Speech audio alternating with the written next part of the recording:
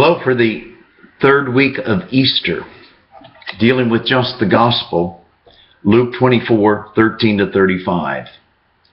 And it has to do with two disciples, a man and some people say a woman.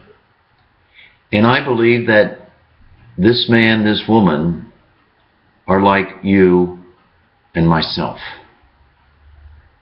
Like you and I, we often walk through life not realizing that Jesus is walking with us. Walking through life that God is with us. Some people say Jesus walks in your shoes. And at times dejected or joyful, up and down. And these two people are much like us. And they're walking 7 miles together to the little village of Emmaus, dejected because Jesus has been crucified. To get the point, I think we need to know a little bit about Emmaus. Emmaus, you got to go back to 166 years before Christ. In the first book of Maccabees, chapter 3, where a general named Judah Maccabees had a great victory over, another crazy word, Antiochus Epiphanes, and his army, Judah's army, they marched out and camped around Emmaus, and they fought to restore the temple so that Jewish people could pray and come together. And this is a great feast day, the restoration of the temple, that eventually came about, and we call it today's world Hanukkah, which we celebrate around our celebration of Christmas, our feast of lights.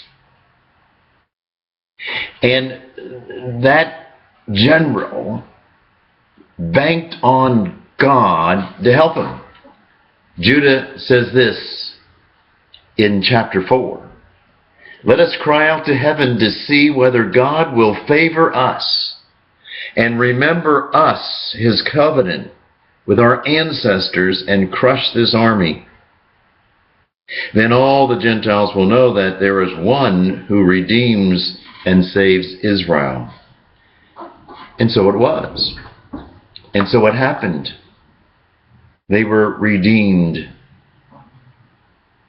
Well, these two Jews, these two disciples, Cleophas and the other, walked 7 miles from Jerusalem to this little village, and they didn't have the victorious feeling, but they had the agony of defeat.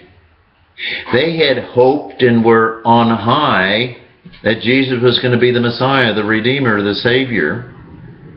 And yet, what they experienced was they crucified him. They killed him. And it was their defeat. And they were walking downcast. But they didn't know that Jesus, who was alive and resurrected, walked alongside them, but they didn't recognize him. It is here, which is so important, where the church changes to a new way of recognizing Jesus.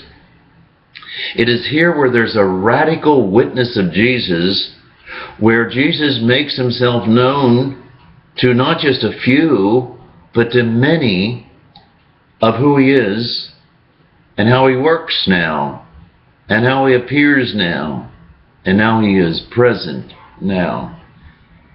And it happened on the road to Emmaus. It happened when they stopped and invited him in for supper. And as it says, he took bread, blessed and broke it.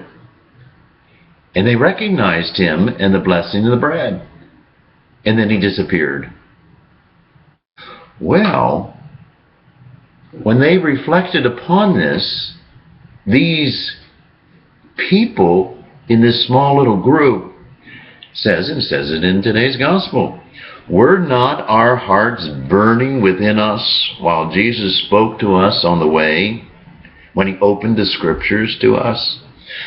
Weren't we burning and knowing something really deep and meaningful was taking place? Weren't we encountering Jesus on the way? And when he broke the bread, blessed it, and gave it, and then they recognized, it's Jesus. He's not dead. He's alive. He's making himself known to us in a new way. Don't understand it. But he did, and he's gone. He vanished.